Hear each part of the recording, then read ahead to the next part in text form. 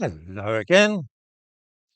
It will perhaps come as little or no surprise to anybody in this country with at least a couple of functioning brain cells that Keir Starmer has managed to reverse Brexit.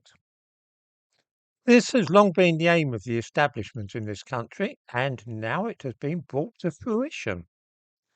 The deal which the Prime Minister has struck entails an obligation on our part to follow EU rules on food standards, submit to the full jurisdiction of the European Court of Justice in Luxembourg, agree to supply troops for European defence, and to allow fishing boats of the European Union to take more fish from our territorial waters than British trawlers are catching. What do we get in exchange? Well, possibly a shorter queue to have our passports checked when we go on holiday abroad. It is an abject surrender of the rights which the majority of voters wished for when they voted to leave the European Union almost a decade ago. Since that time, of course, many in the two main political parties, Labour and the Conservatives, have been beavering away trying to find a way of rejoining Europe without anybody noticing what they were up to. Now they have succeeded beyond their wildest hopes.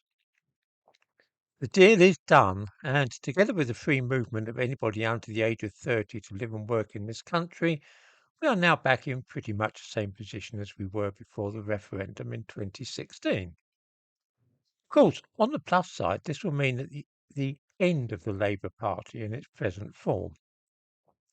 I cannot imagine all that many ordinary working people voting for them at the next general election. And combined with the collapse of the Conservative Party, this really leaves the field open for a reform landslide.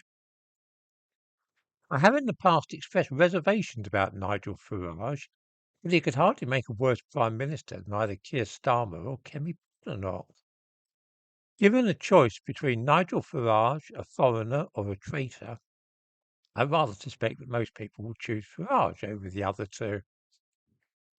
I genuinely wonder if Starmer is perhaps a right-wing mole planted in the Labour Party with the aim of destroying it from within. All his actions since the general election have been calculated to alienate and infuriate the working class. It started with abolishing the winter fuel payments for pensioners, then it's gone rapidly downhill from there. This latest betrayal is really the cherry on the icing.